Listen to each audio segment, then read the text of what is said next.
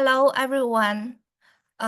It's great honor to have the opportunity to share the topic, which entitled Develop Robust Preclinical Evaluation Strategies for T-cell Engagers.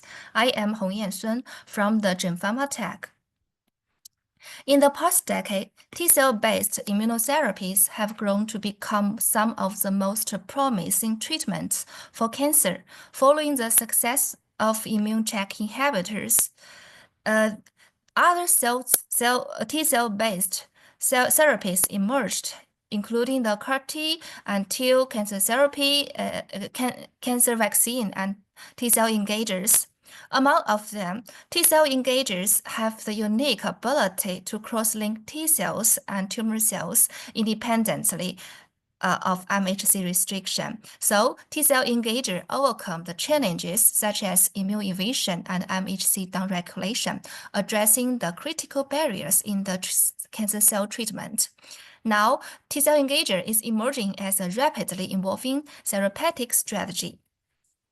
Until now, 9 T-cell engagers have been launched globally. Among them, T-cell engagers are predominantly indicated for hematologic malignancies, and with only one drug, like the tarlatam, approved for a solid tumor indication. It indicates T-cell engager holds great promise in the treatment of solid tumor. Nowadays, advanced T-cell engager platforms have been developed, which includes a half-life extended biospecific antibody and checkpoint inhibitor T-cell engagers, or the co-stimulatory combined with the T-cell engagers, or the CAR-T cells combined with the T-cell engagers, or the multiple relevant multiple specific T-cell engagers, or T-cell engagers with specific FC domains. These therapies are characterized by high tumor specificity and rapid immune response, and the ability to target tumor even with low T-cell numbers. This visibility and potential to integrate next-generation designs have established T-cell as a critical tool in modern cancer immunotherapy. Moreover, these new formats require advanced non-clinical evaluation platform. Based on the profound understanding of the T-cell engager's mechanism of action, we have established an integrated non-preclinical evaluation platform for the T-cell engagers, which includes the in vitro pharmacology part and for the in vivo part. From the T-cell activation and the cytokine release and anti-tumor toxicity study, then we can do the in vivo study by using the by evaluating its efficacy, PK/PD, and non-GLP toxicity. We all have the ability to conduct the studies both in vitro and in vivo. Today, I mainly focus on the in vivo part. The first one is for the in vivo efficacy evaluation. For the in vivo efficacy evaluation system, the immunodeficient mice implanted with PDX or CDX are sufficient to evaluating the drugs that do not involve in the immune system. However, T-cell engagers, which rely on the functional human immune competence and target humanized tumor-associated antigen, it cannot be adequately accessed by the traditional mouse models like the immunodeficient mouse model or the B6 or BBC Y-type mouse models, due to the lack of a humanized immune system in this mouse model. Therefore, the humanized mouse model provided a robust platform for evaluating the efficacy and toxicity of T-cell engagers. Currently, two primary systems are employed. The first one is human immune system reconstitution mouse models. These models using the fibroblast monocellular cells or human CD34 positive HS cells which can effectively reconstitution functional T cells after transplanting with CDX or PDX mouse models, and it can enable establish a reliable assessment for the T cell engager efficacy evaluation. Another system is the CD3 humanized mouse model, which retain both intact marine immune system and humanized cell target. Following the implantation with a human tumor-associated antigen syngeneic cell line. So this mouse model allows comprehensive enhanced evaluation of T cell efficacy and safety profiles. The PBMC mouse models could robust reconstitute the T cells after 1 to 2 weeks. The human CD45 percentage. The human CD5 percentage is quite high, is over 20%, and among the human CD45 leukocytes, most of the cells are CD3 T cells, and here we also can detect the subpopulation like the CD8 T cells and CD4 T cells. So here I'd like to show a case study that we use the T cell engager which targets on CD3 and CEA. This is a format of the different T cell engagers, and at first we should do some FACS analysis to check the target expression levels. Here, after by using the by detect the CEA expressing profiling, we choose the LS-174 for the further in vivo study. Here we co-inoculate PBMC and LS-174 into the NCG mouse models. When the tumor volume reached 19 to 100 cubic millimeter, the test article was administered into the mouse model. From this efficacy data, we found that this test article shows dose-dependent efficacy, and more importantly, the T cell engager and the immune checkpoint inhibitor anti-PD-L1 shows a synergistic effect. It has shows from the efficacy, and in the TILS analysis, we found that in the combination treatment group, the infiltrated T cells in the tumor microenvironment is quite high. Yeah, this data indicated the human PBMC-NCG could reconstitution functional T cells, which can be used for T cell engager evaluation. Here, I'd like to highlight the PBMC reconstitution is donor dependent, so that's why we need to do the donor screening. Now, GemPharmatech has established a large quality-controlled donor bank, which is ready to be used for our efficacy study. However, the PBMC mouse models faced some challenges. The hope is that the humanized mouse models are easily to occur the GVHD symptoms. And here we can say that after we do the PBMC transplantation, the mouse will show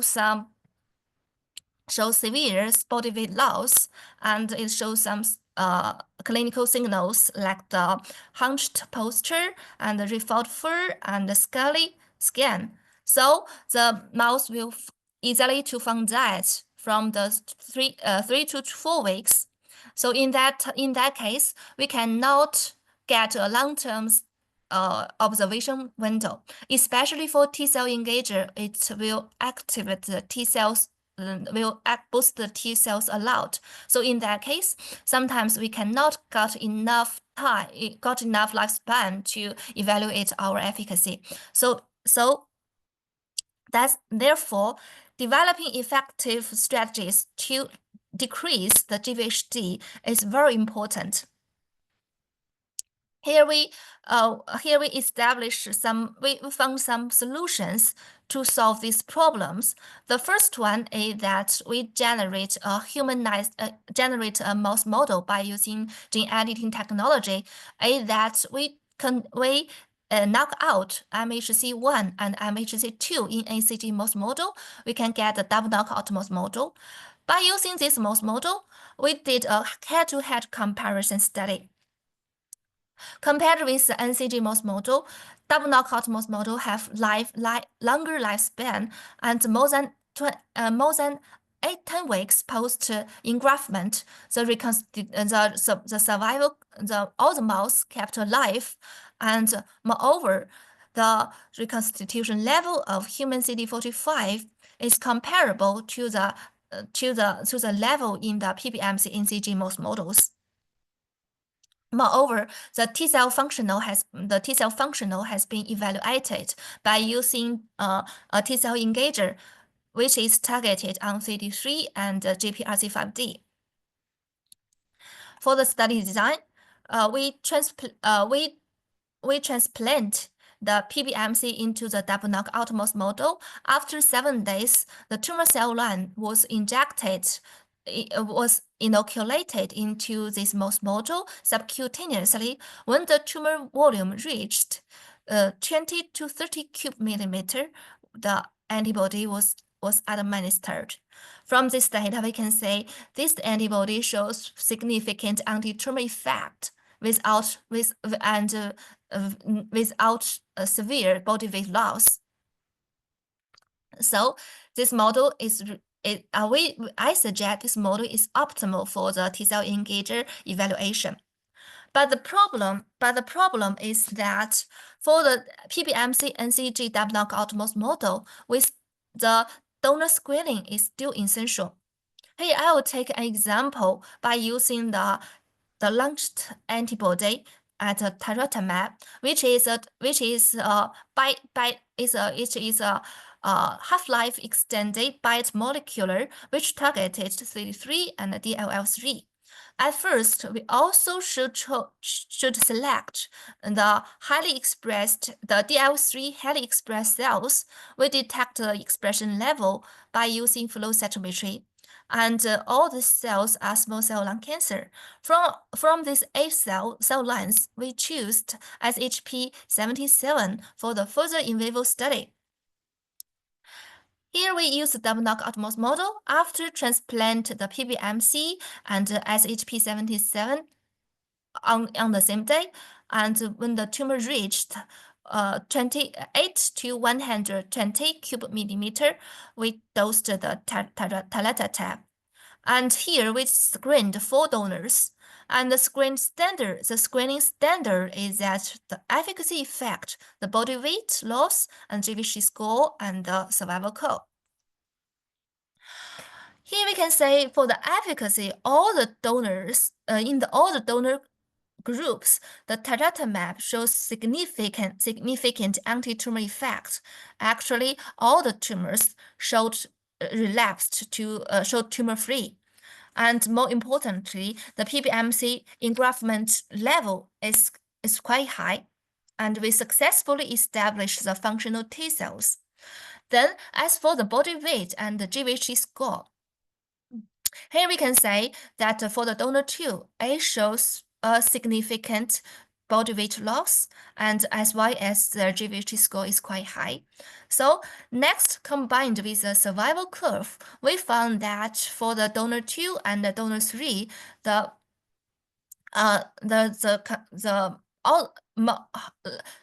lot of mouse are found died during the study, especially at a very early stage.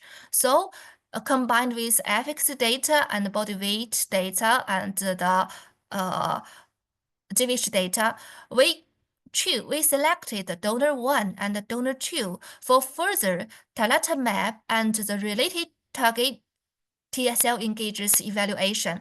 Since each donor, we can establish more than 200 to 400 mouse models. So it is enough for one T cell engager evaluation from the proof of concept to the IND enabling study. Based on this strategy, GemPharmatech has established some of the PBMC donor bank, which is ready for the efficacy study. So the next solution is that the HSC-NCG mouse model, which could reduce the GVHD symptoms a lot. After we transplant the human CD34 positive HSC into the irradiated NCG mouse model, it can reconstitute functional human CD45 leukocytes, and the CD3 T cells are gradually increased from the 10 weeks post-engraftment, and the CD8 T cells and CD4 T cells are successfully established. Moreover, more than 19% of the HSC-NCG mouse models kept alive after 28 weeks engraftment.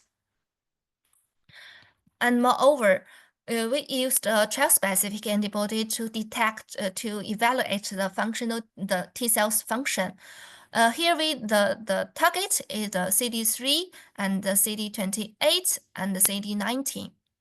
Here we use a mouse model, the HSC-NCG mouse model, and then we inoculate the NAM6 lucifer cell line by IV injection.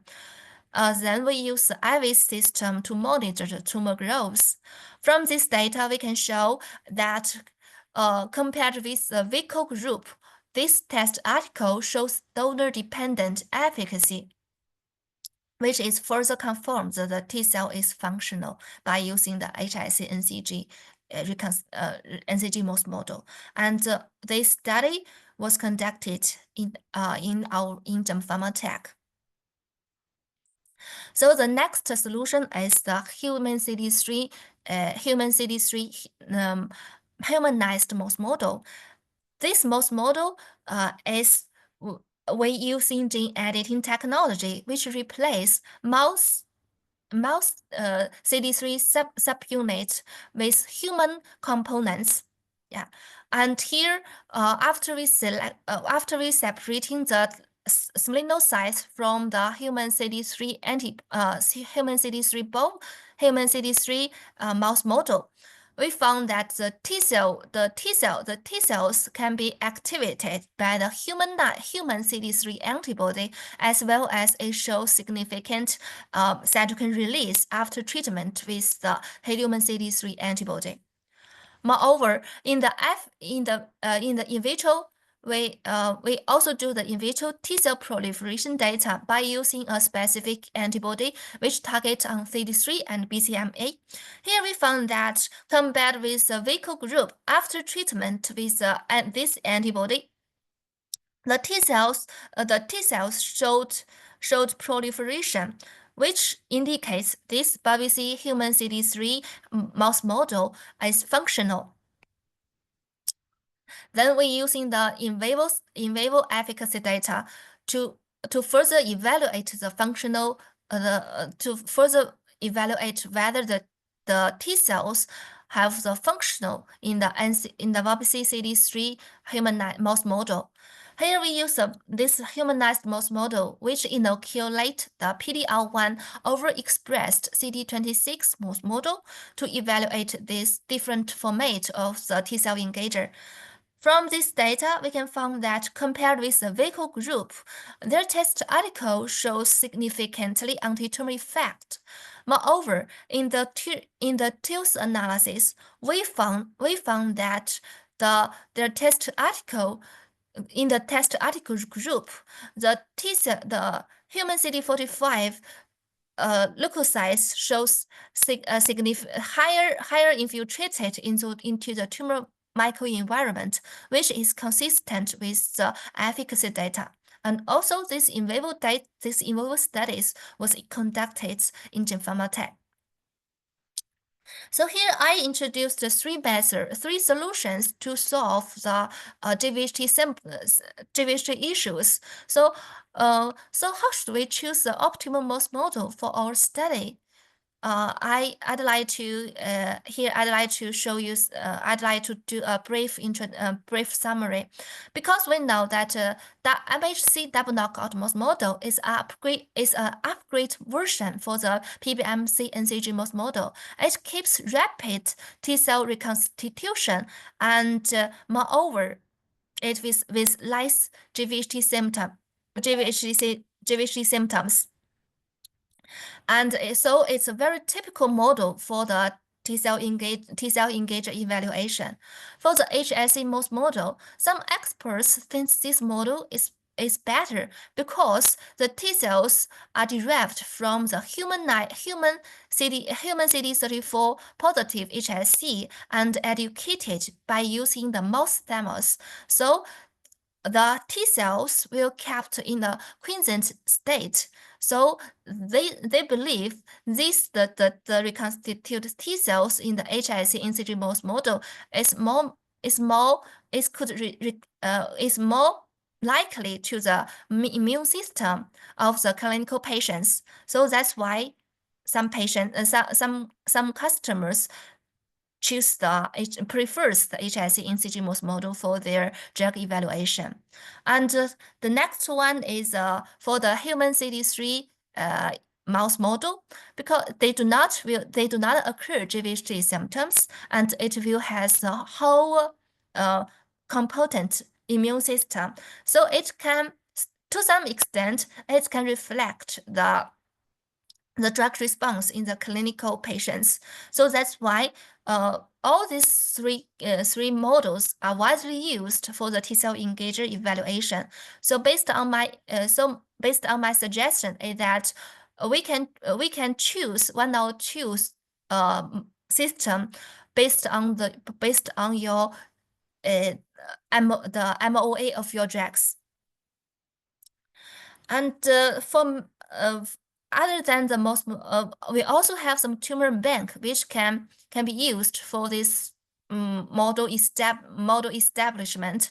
And for the PBMC-HSC mouse model, we have the CDX cell line, which we have the over 220, which covers whole targets, and we accumulated a lot of data in the PBMC or HSC mouse models. On the other hand, we also have the PDX mouse models.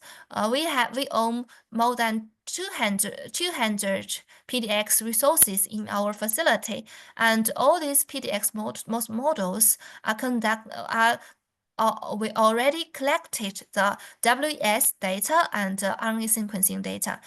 For some very hot target, we also have the IHC data. And we also have the the tumor-associated antigen humanized cell cell line, which could inoculate into the human CD3 mouse model for further efficacy evaluation. So the next part, I will show the safety and toxicity evaluation strategies. As we know, the T cell engagers demonstrated that the common treatment emergent adverse effect was cytokine release syndrome and ICNS and dysgenesia and neutropenia and elevated laughs. And among them, the most common adverse effect is CRS. So it is important to distinguish the safety profile of T cell engagers, especially the cytokine release syndrome. In this presentation, we mainly focus on the establishment of the CRS, the prediction system by using humanized mouse model. We have the two systems to predict the cytokine release of the T cell engager. One is a PBMC or HSC mouse models. Another one is a humanized CD3 humanized mouse model. Here I will show you some case study. This is this is the cytokine release evaluation system, which is established by using the PBMC mouse model. Here we use three mouse model. One is the NCG, another is the NCG-MHC double knockout mouse model, and this one is NCG mouse model, which this model can support the the myeloid cell proliferation in vivo. And after we treatment the when T cell activator, the cytokine release, we can the cytokine release are increased a lot compared with the vehicle group. For example, for the L2 and L4 and L6, interferon gamma and TNF. So based on this data, we can show that PBMC model could successfully evaluate the cytokine release after the T cell activation. Moreover, the cytokine release also can be evaluated by the human CD3 humanized mouse model.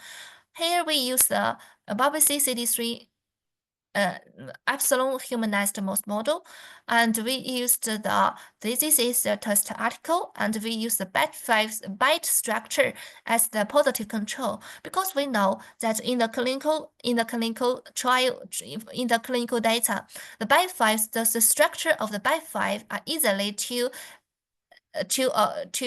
show the CRS symptoms. So from this data, we can say that compared with the positive control group, this test article shows less cytokine release, less release for the L2 and interferon gamma or L6, as well as there's slightly body weight loss compared with by 5, the positive control. So from this data, we can conclude this test article may have less cytokine release syndromes when they conducting the clinical trials.